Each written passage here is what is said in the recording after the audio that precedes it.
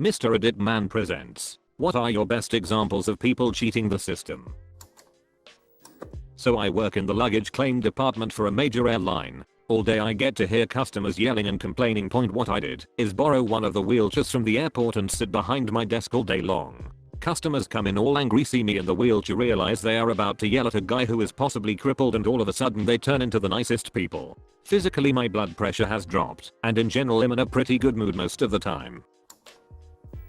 In the good old days of Black Friday, before stores like Best Buy started getting very crafty and clandestine with their deals, 8+ years ago, there used to be a slight buffer where someone would leak the sales and the items would not be removed from the shelves. I do not remember specifically, but they had a system to prevent you from purchasing then pre-imaging retroactively. As soon as this happened, I strolled on down to Best Buy, took a bunch of stuff that I wanted, and put it in their dryers and washing machines. Basically whatever hiding place that did not look like it got a lot of browsing or consideration. Then when Black Friday comes, sleep in, head to the store around noon and pull the doorbusters out of a washing machine. I work in a typical office building, but today I saw something interesting. Lazy coworker #11 has been leaving around lunchtime to go to the gym, except I had to get something out of my car and I saw her in her workout clothes, eating out of a tub of fried chicken. I did not say anything, but she walked back in 15 minutes later saying how sore she would be tomorrow. She works out every day. My boss has a policy that if you're going to work out you do not have to clock out, which means lazy coworker #11 essentially gets paid to eat fried chicken in a jogging suit in her minivan. As annoyed as I am, I'm also slightly impressed that she thought of this.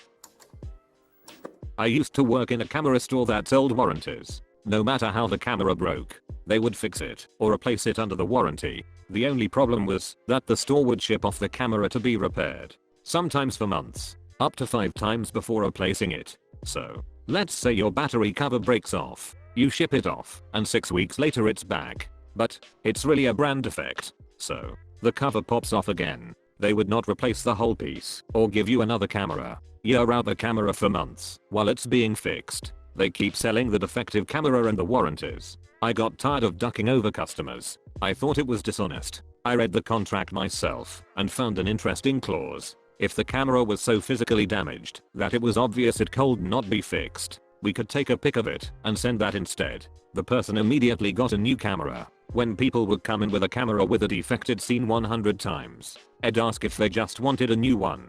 The next model up, without the defect, they'd say yes, and I'd tell them to take it out into the parking lot and run over it with their car. I'd pile the pieces on the counter, take a pic, and give them their new, non-defective camera. I slept fine. If you want to cancel your cell phone contract without paying a fee, pull up the provider service map. Find a huge hole in the map, like a desert out west. Look for a town name in that map. Tell them you're moving to Putsachertiolca, Arizona, and you want to cancel because they do not provide service there. Boom. 3 times now. 3 times.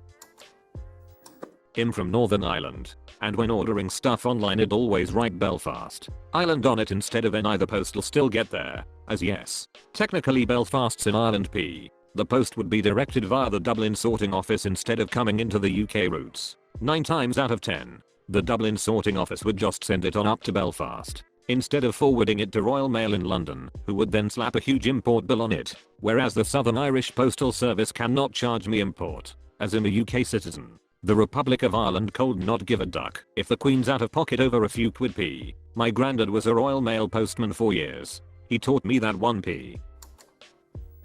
When I was a teenager I worked at a McDonald's where the beverages were self-serve. We just sold you the cup. Once, on a particularly slow day when I was the only one at the registers, an older man walked in with an empty gallon of milk carton, walked over to the Coke dispenser, and started to fill. It took a full minute or two, and he actually looked over at me once, where I was watching him utterly fascinated. When he was done, he put the little cap back on, nodded to me, then walked back up to his car.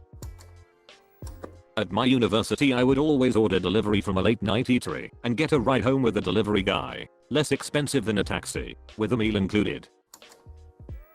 Here is a Canadian one.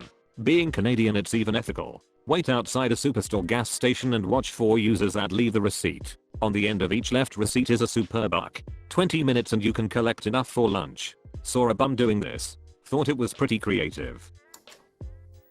A teacher I had in high school always said to his students, if you can get away with cheating, go for it. Turns out he had gotten a raise for getting his master's degree, but never actually got the degree. This went on for over 10 years before the school system figured it out. Somehow he got hired at a new school too. I recall reading that some school district was giving out raises for master's degree, and these teachers went online and got a master's degree from one of those funny online buy your degree universities, and they all got raises. The school district became suspicious and busted them all. When I was in college, I had this meal plan where the school essentially took my actual money and turned it into campus dollars that could only be spent at school dining halls and cafes. I did not mind so much until the end of the semester, when I was informed that any unspent campus dollars would go away. I had more than $100 left and only a day to spend them. Here's what I did. I went to the nicest campus restaurant, the one where you're supposed to take your parents when they come to visit. Basically, a real restaurant with waitstaff that also happened to take campus dollars. I got the most expensive thing on the menu and then called the waiter over. I asked him if I could tip him in campus dollars, and he said yes. I asked him if he would have immediate access to those campus dollars in the form of actual money, and he said yes. So I made him a deal. I gave him a monster tip, and he gave me half of it back in actual money. Many years later, I'm still proud of this. I made a service day, screwed the man, and got my money back.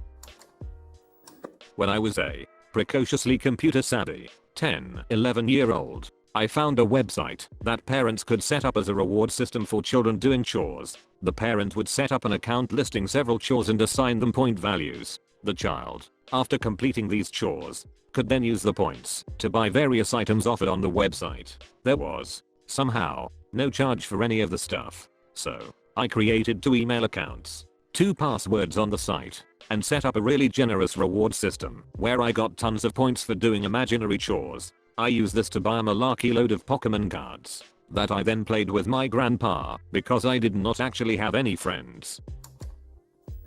At my university they have parking passes which scale in price depending on what time of day you use them. Most expensive is 24-hour and the rest scale down in price and level of most traffic to least. The parking garages are also open to the public at a daily rate. A lot of my friends bought the cheapest pass with the most constricting hours. I think it's only after 4 PM they can use them.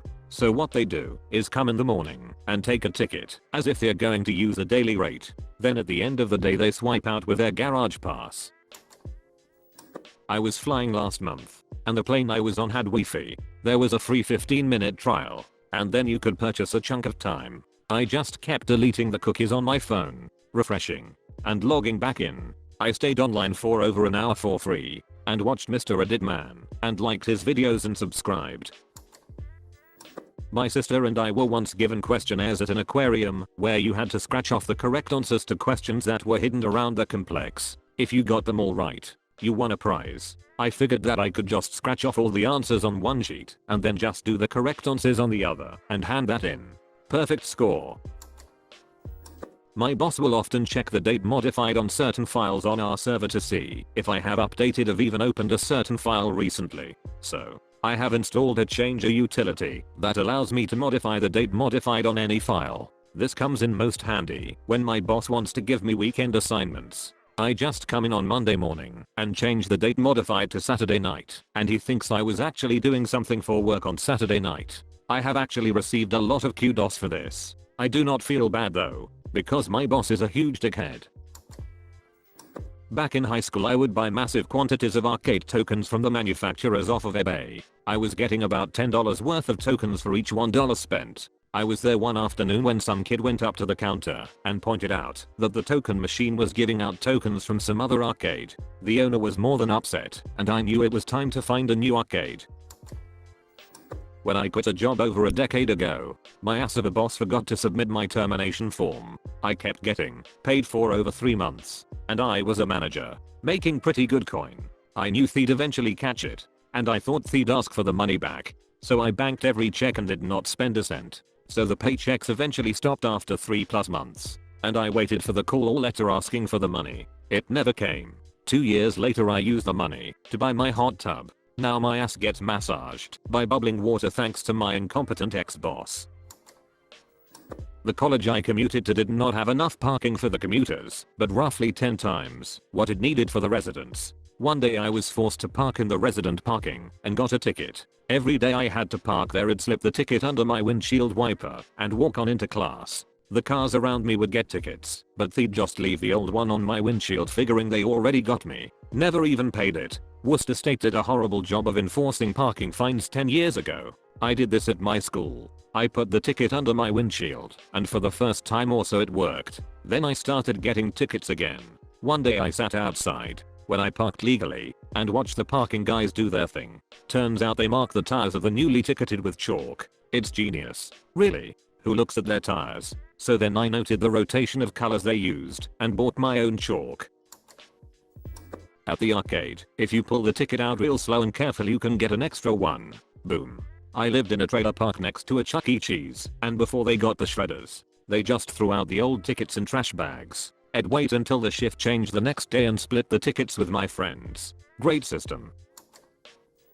I used to be a member of New York Sports Club. It is a semi-expensive gym here. At the time, if you forgot your ID card you could just tell the person behind the desk your number. I always forgot. After a while I noticed I was transposing 2 numbers in my ID and they were still letting me in. I cancelled my membership and had free all-access gym membership for 3 years.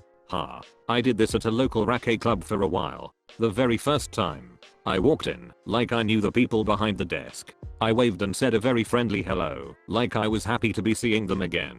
There was a guy and a girl working the desk, and they both smiled and waved back as I walked in without paying or showing an ID card. Perhaps each thought I knew the other. I did this on Monday nights for several months, and it worked every time. After a while, they did recognize me, and the smiles and hellos became genuine. It's ridiculous how many places you can get into just by acting like you belong. My coworker would leave at 4 PM to go to the bathroom, leaving the office light on, his chair at an angle, and the computer on no power save. He would disappear until 9 AM the next morning. Boss never figured it out. Whenever people come to the pool where I lifeguard and have guests with them, I always ask them if they live more than 50 miles away. Our policy is guests from more than 50 miles away do not pay guest fees. If they say no I give them the look and ask them again. They usually say yes after that, saving customers $2 like a boss. You have made it until the end of this video. Now listen here, and listen here closely. Like and subscribe for more curated content from Mr. Reddit Man. Thanks for watching.